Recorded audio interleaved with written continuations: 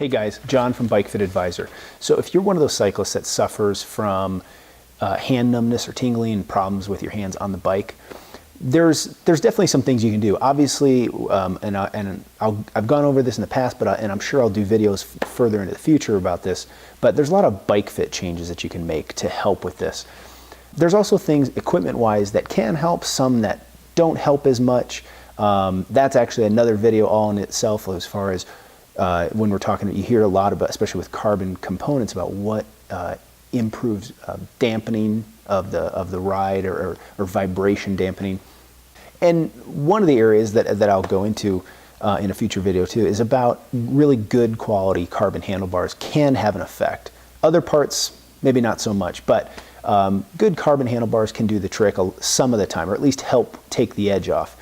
But you know, when you're talking about a price tag of $250 at least for a good pair, and some of the ones that I like, you know, tend to be closer to $300, $350, even $400. It's not the cheapest thing. It's not the cheapest fix. What I want to go over today is the simplest, cheapest fix you can do on your own. You don't need any special tools. You really don't need that many materials. It's going to be stuff that you already have, and it's super simple to accomplish. You can get it done in half an hour. And what it involves is we're going to use some form of padding. In this case, we're going to use some old handlebar tape to contour the backside of the handlebars so that it creates some extra depth and a cushion in the places where we're going to be resting our hand and where the nerves of our hands are going to contact. So yeah, stay tuned and we'll get into that. Okay, so here we go. Here's how we're going to do this. All you need is your bar, and you can see this has a really flat back here, and it's a really narrow bar. This is definitely not ideal. I just tore some tape off of here, so there's some adhesive still on there. But all you need is your bar, some electrical tape, scissors, and then some old tape. This is actually new tape, but I just have it laying around. You can actually use your old tape that you're taking off even. So what we're going to do first is take bar. I'm gonna run this upside down. I'm not gonna run it face up actually. And I'm gonna just measure first this first piece. Normally I would cut this down a little bit, but this bar is so flat and sort of so narrow that I'm gonna build it up a little bit more. Normally I would probably cut about a quarter of the width off of this. So I would cut it somewhere around here and have it be about that wide to start with. But in this case, we're going to use the full length, or the full width, I should say. So we'll start here. I'm going to come around to the end to about here. I'll cut a length. Okay. And that's going to go on there first. And I like this tape. This is particularly nice for it because it kind of has a taper too, so this will fit really well. So I'm going to take my tape, put a couple of pieces on there. This isn't the... There's definitely cleaner ways you can tape this, but I'm just doing this for expedience because you'll get the idea, and this will go together really quickly. But you can the tape I actually prefer under bars is a strapping tape, something that has some fabric in it, but also isn't too sticky like duct tape is. So I think that's what they call it in shipping circles. They call it strapping tape, and it's like that manila colored tape that has the strands of fabric in there. But for our purposes right now, this'll work just fine.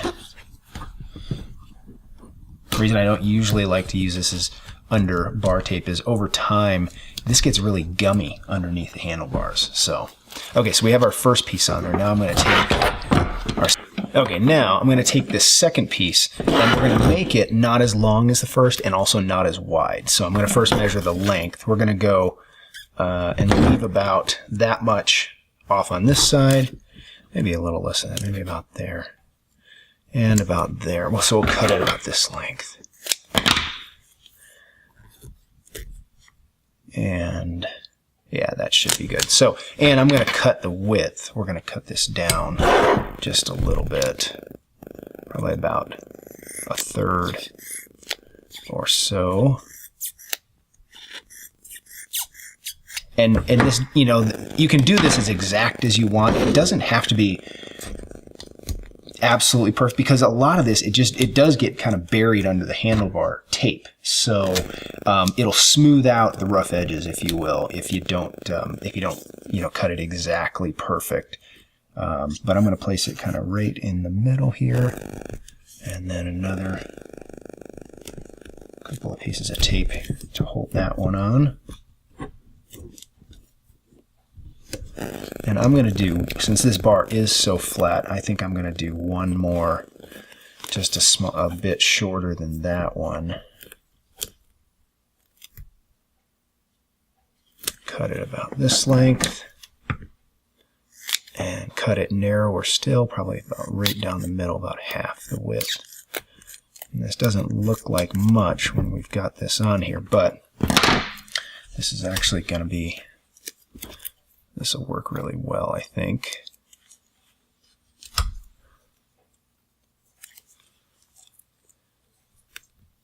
So what we're doing is we're just building a contour here. We're really just creating like you would see on a relief map. We're creating those contour lines. We're trying to give this bar some width and some depth. All right, and that's a pretty small one. I've actually built these out much further. You can cut, I've even had situations where I'll take strips like this, and I'm even, cutting the first strip much longer, and then only coming down a small bit for the second and the third and the fourth, and maybe even doing 5, and it ends up being, really thick sometimes, and that works fine. This will work well for our purposes. So what I'm going to do is just take some tape I have laying around just to wrap over it to give you an idea of what this is going to look like. There you go. You can tuck that in as well.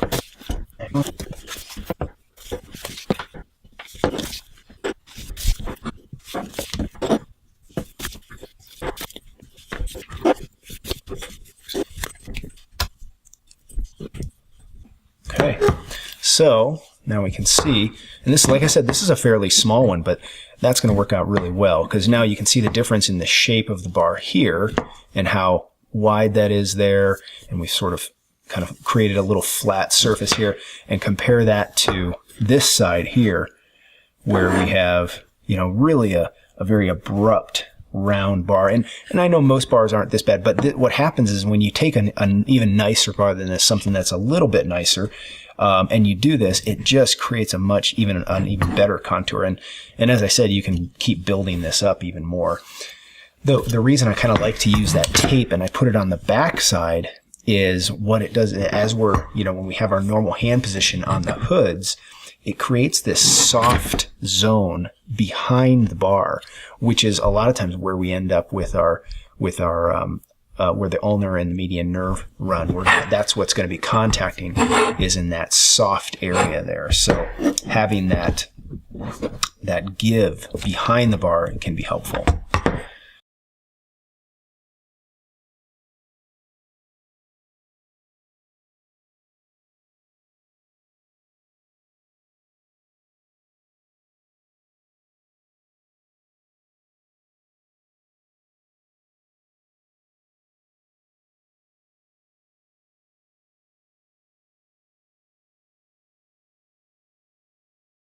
So there you go. Really simple, almost $0 spent in materials. Really doesn't take very much time. There is another way that I've done this in the past, and you can do it. It costs a little bit more. It involves using sort of like a clay-like substance to actually build up the backside of the handlebar. It does set up, and so it's not as soft. There is that downside. The other downside is it costs some more money. It's you have to, this special clay that I would use, it costs might cost you $15. But the nice thing about it is we can actually use our hands and make imprints of what our finger shapes and grip is like, and then when we wrap over it, we have that contour that custom made on the bar. So another downside to it is it weighs a little bit more. This with the tape weighs almost nothing. So hope you enjoyed it. Let me know in the comments below if you have any questions, and we'll see you next time. Thanks.